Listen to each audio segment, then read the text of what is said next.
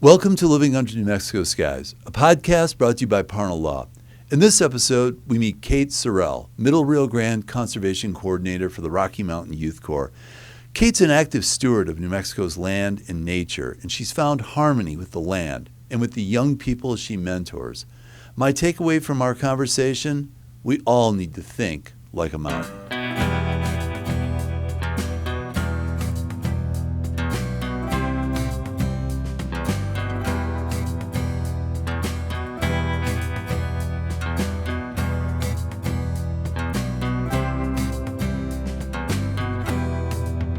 Hey, Kate, welcome to Living Under New Mexico Skies. It's really cool to have you here. Thanks for having me. Yeah. So, I'd like to ask all of our guests, tell us a little something about yourself. What's something that you want people to know about Kate Sorrell? What I want people to know about Kate Sorrell? Well, I'm not originally from New Mexico. Was born in Arkansas, bopped around quite a bit with my parents. Spent some time, quite a bit, maybe too much time in Dallas. Oh, boy. Yeah. Moved here right before I started high school. Yeah. Fell in love with New Mexico.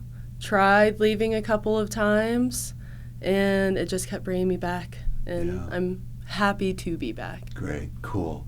Well, really psyched to have you here. I'll say, and we'll kind of cover a lot of your past and what you're currently doing, but tell us about the Rocky Mountain Youth Corps, because when I was at Outside Magazine, we'd heard of it, but I never really looked.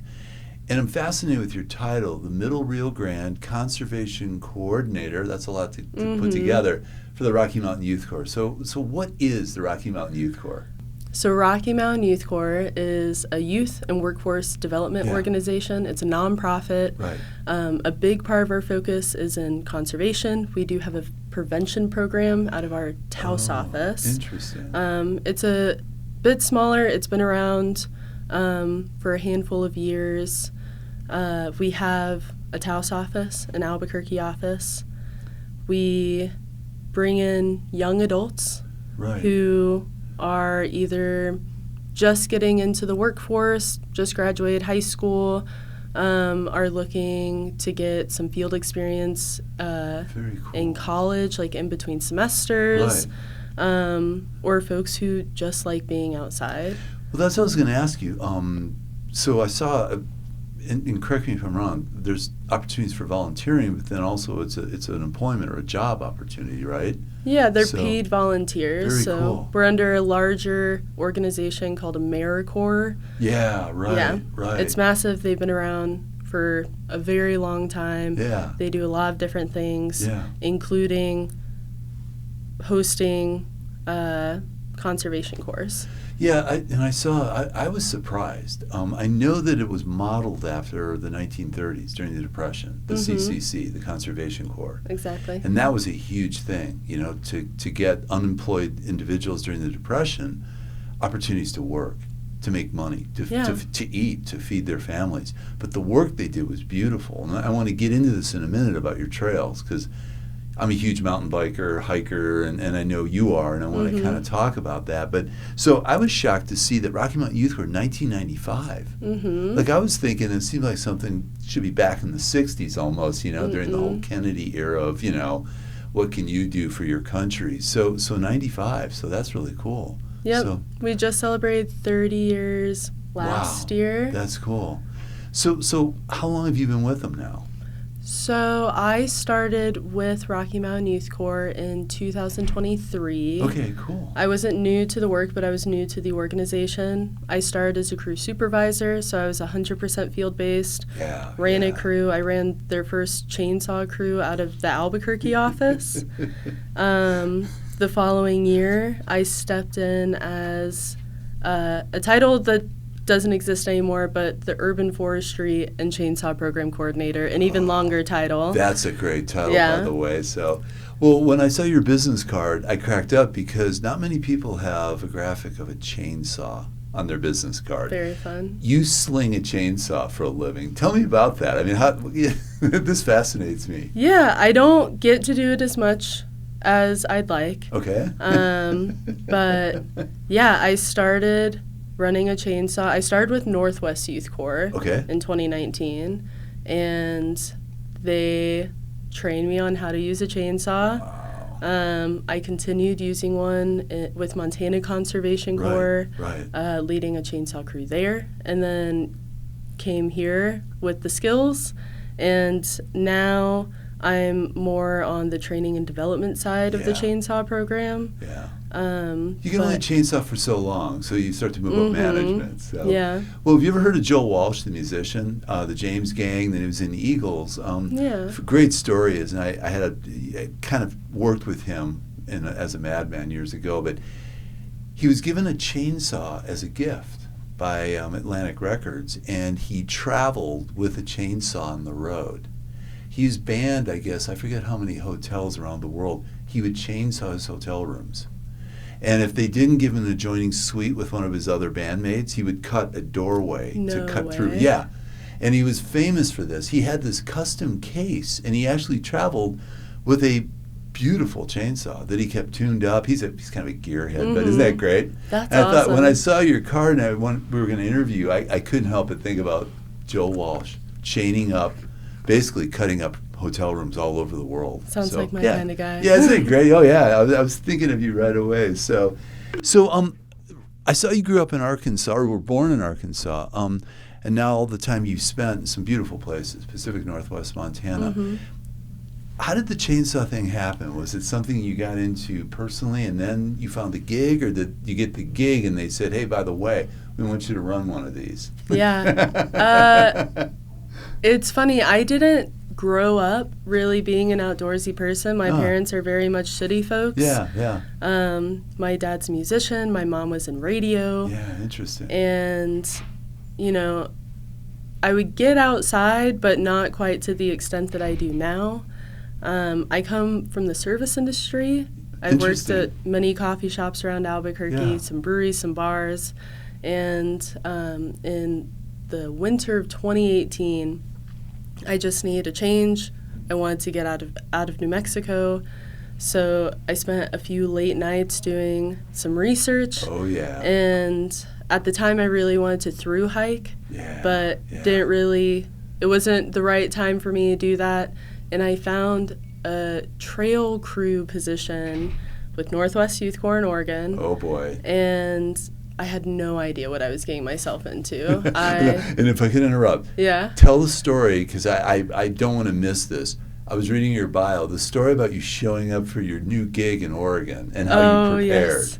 I showed up with 10 days worth of backpacking food, but no tent. And so I was just so out of my element. So we got me a tent from Walmart. Oh, nice. And nothing wrong with that. They work. It lasted me the whole season. The door was falling off by the end of the season, but it did what it needed to. Yeah. And again, I had no idea what I was getting myself into. It never even really registered that people built trails. Yeah. They just magically appear. Yeah. Leprechauns do it at night. Yeah, exactly. And so we did some trails training, and then they were like, you're going to learn how to use a chainsaw. And I don't know if I had ever even seen a chainsaw in person, and they stuck it in my hands, and I have this fun picture floating around somewhere of me holding it for the first time, making little chainsaw, what I thought were chainsaw noises. Yeah, excellent. And it was fun. It was so much fun. It was so empowering.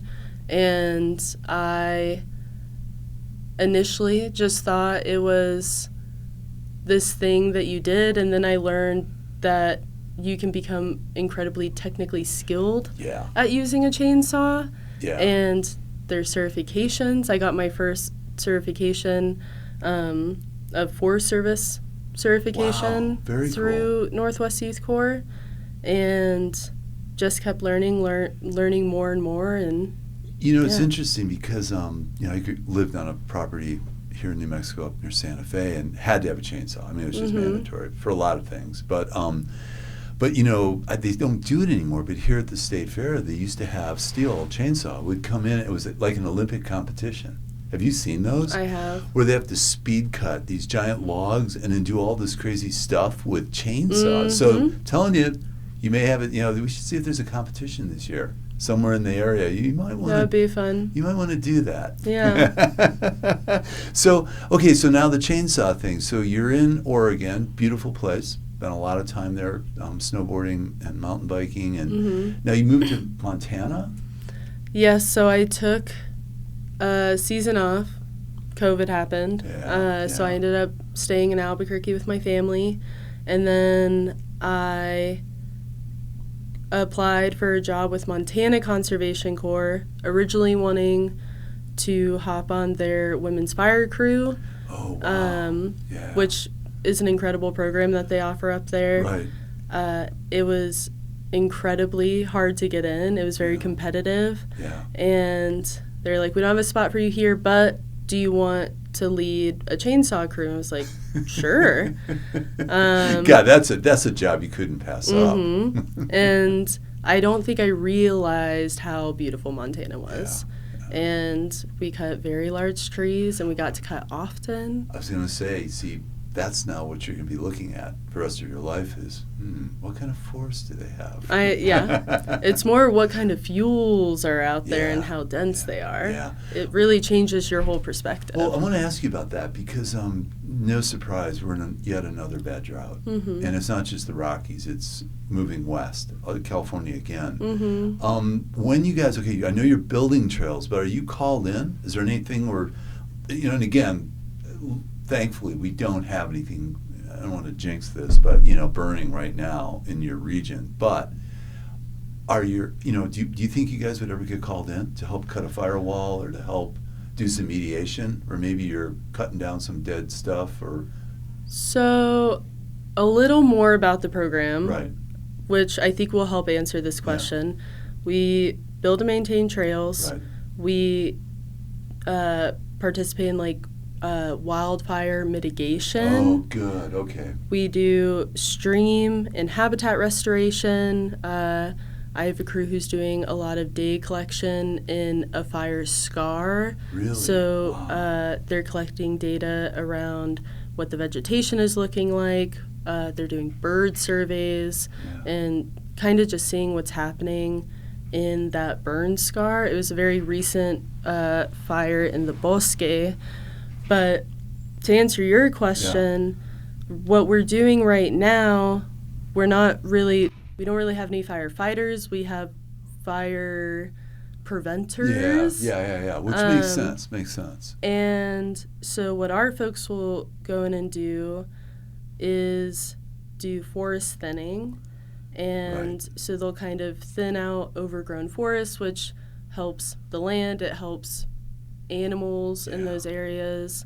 We'll also remove hazard trees that are near trails, whether it's in a fire scar or it's just a dead tree next to a trail. Yeah, up in the Sangre de Cristos, up in Santa Fe, one of my favorite mountain bike rides.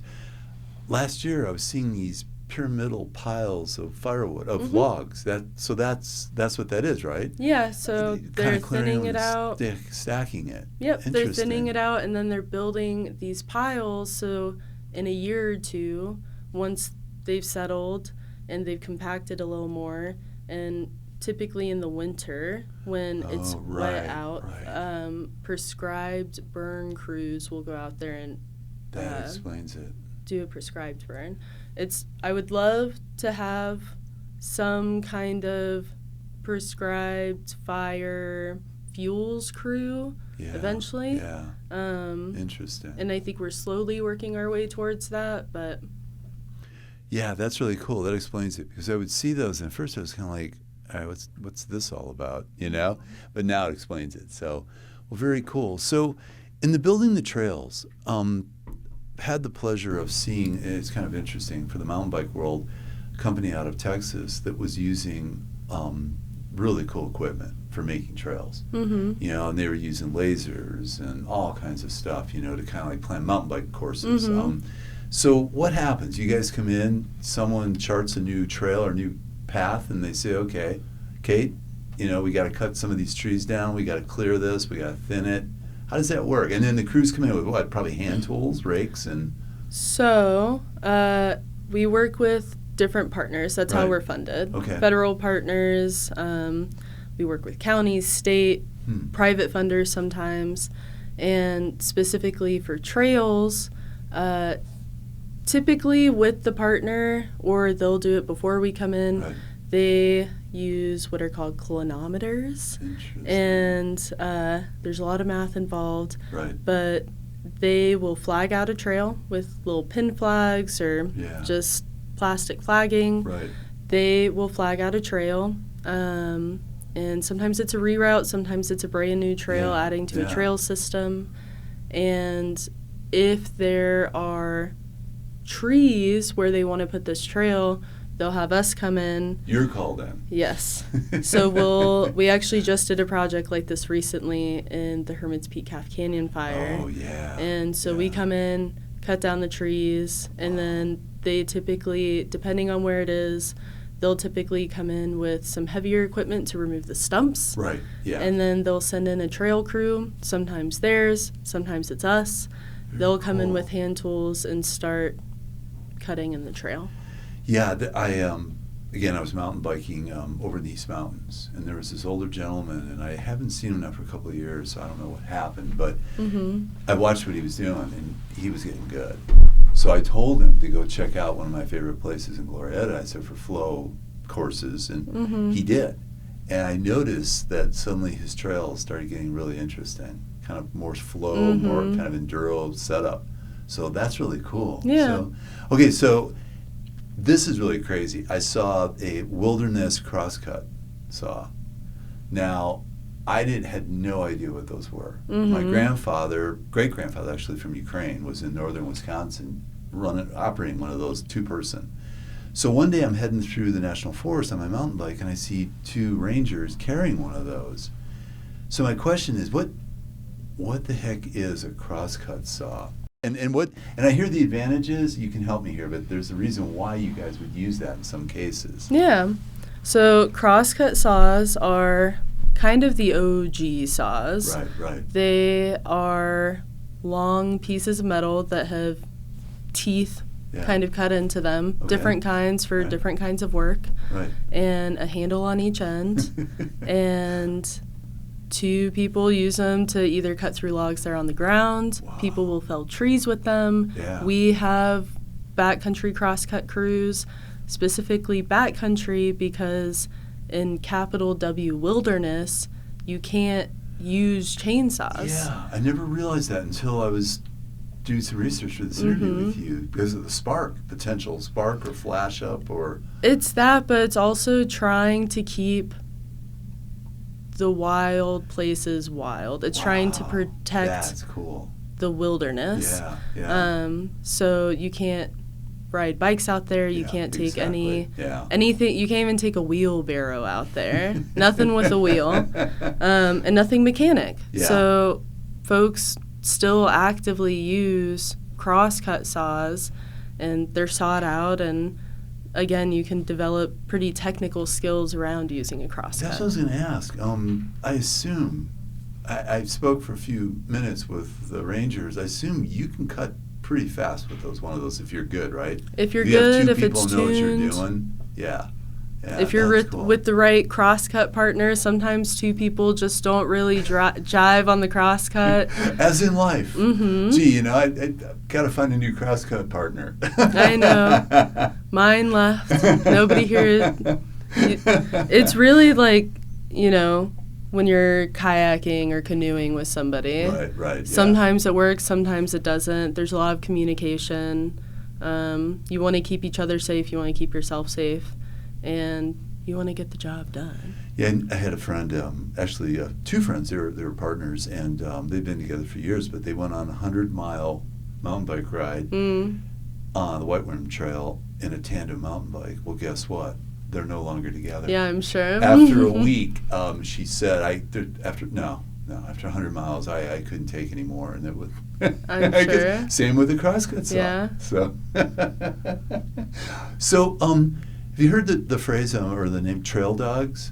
So do you guys use that at all? I mean, I guess you've got your trail crews. You probably don't use the trail dog acronym or... Yeah, I mean, I think folks who like working in dirt and building trail and are really passionate about it, I feel like when when I use that term, it's really when we're working or get the opportunity to train with somebody who's been doing this for many years, like decades, and it's like, they're an old trail dog. Oh, that's cool. You know? So I have to ask, like anything in life, you guys, you're young, and your crews are young, but are there some old trail dogs around? Do you guys have any in the youth corps? It doesn't work per se with the youth corps, but are there old-time trail builders that you guys maybe consult with or meet, or because that seems like it'd be something a lot of old, like just years of building trails would be huge for. Well, soon that'll be you.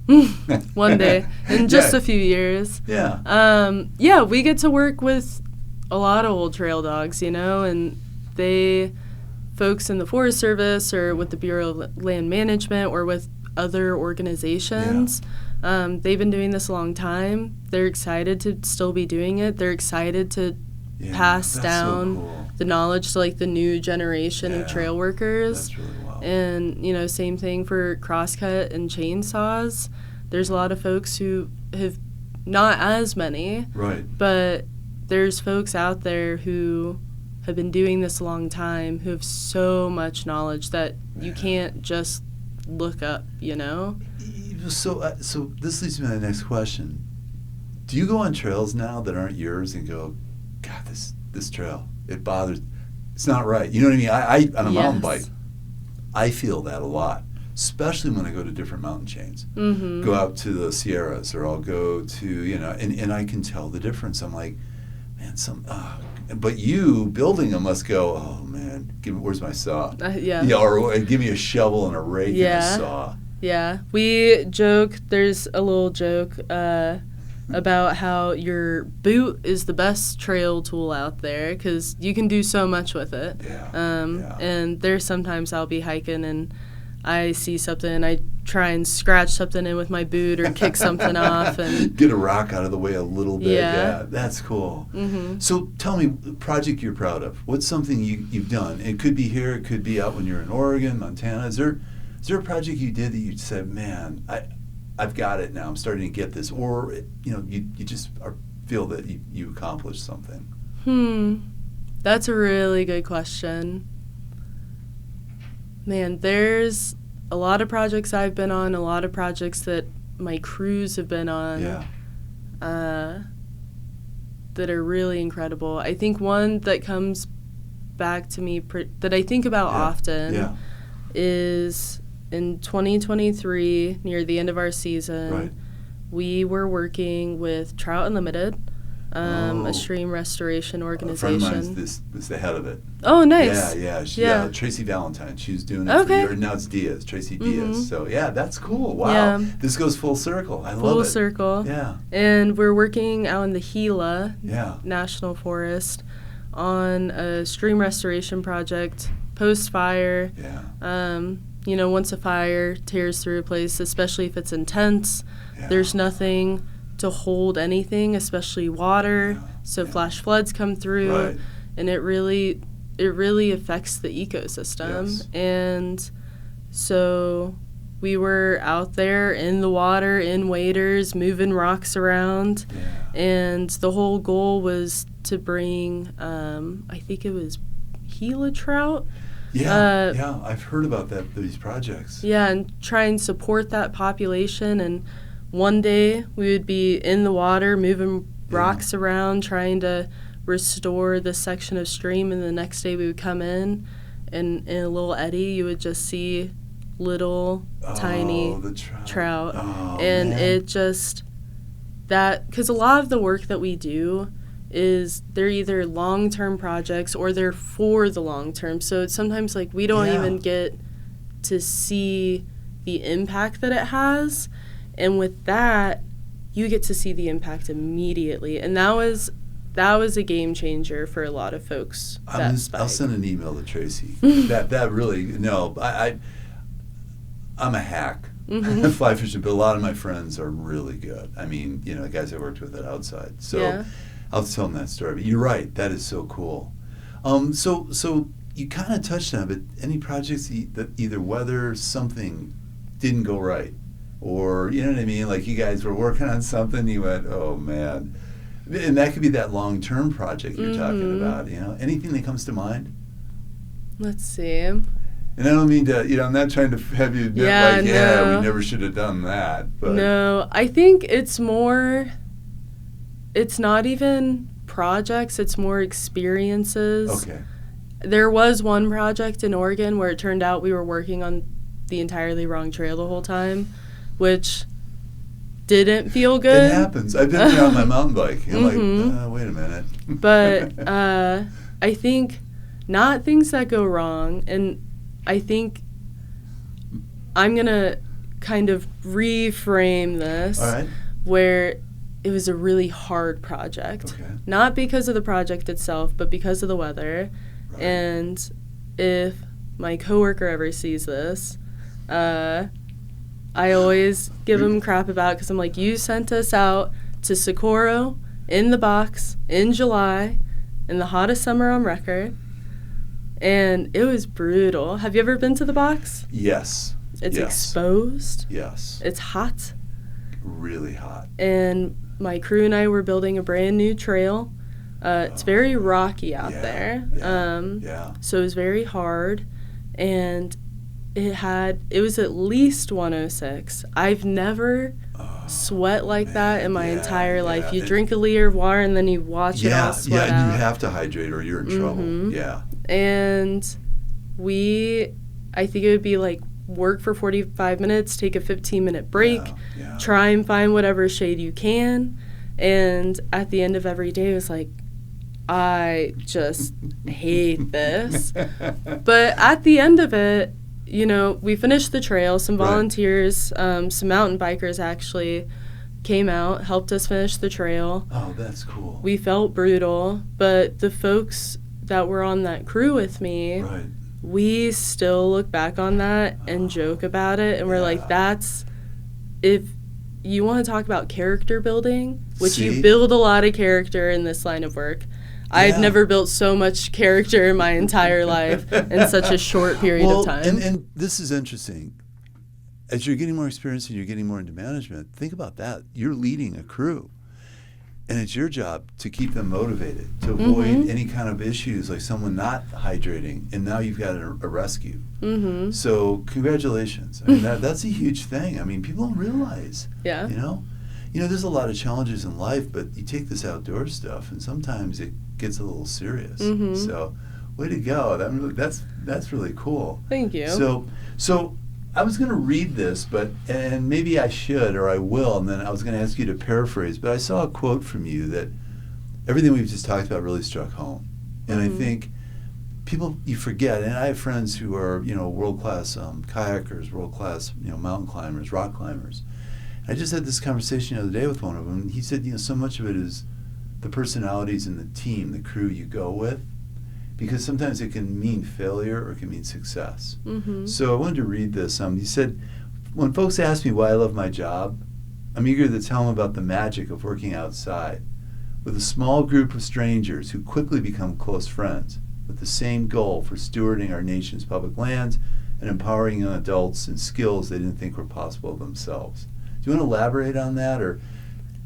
Yeah, I mean, we have folks who come in who, like me, had never even really spent time outdoors, who are kind of just looking for something, whether it's community, whether it's just a job, whether it's trying to figure out if they're going to like this. They're trying to find something. And sometimes they come in quiet, sometimes they come in loud. And then they're put in a small group of folks that they've never met before. Every day. Every single day. They go out for 8 days at a time. They're working together. They're living together. They're cooking together. They're doing chores together. They're spending their free time together. And they're doing hard work together. They're going through the worst days together and the best days together. That's well put. And some of these folks come in afraid to swing a tool, afraid to hold a chainsaw, like terrified. And seeing them walk out at the end of the season and standing up a little taller and speaking a little more confidently and building these communities, and whether they say, I want to do this forever, or if they say, I don't ever want to do this again, which is okay too. But I learned something, yeah. That's the magic of it all. Yeah, well put. That's exciting. I mean, think about it. It was the original mission of the Rocky Mountain Youth Corps. Secondly, it's esprit de corps. You know, I've done a lot of things with teams of people, but the ones I did in the outdoors, climbing a mountain, being somewhere in the backcountry on a snowboard and having something maybe get a little wrong, and having to figure out how to survive, how to do a rescue, how to get someone out, it bonds you for life. Yeah. It does.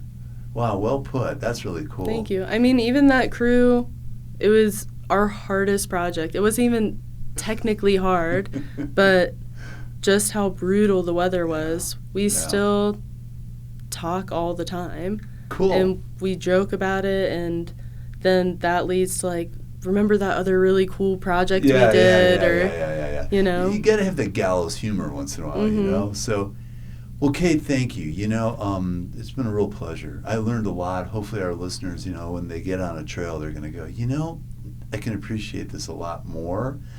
And this is a promise. You and I'll stay in touch. We got to get out. Let's go out and do a trail. Maybe have you say, hey, this is one of my favorites. We can go down. Well, we'll stay away from Socorro. No, just kidding. But let's. I'm serious. I love doing that. I'd love to get out. And I know you bike, so maybe we go for a bike ride. Yeah. Check some stuff out. So. Would love to have you out there. Yeah. Well, thank you very much. It was a pleasure, and hopefully everyone's going to get a better understanding of the Youth Corps.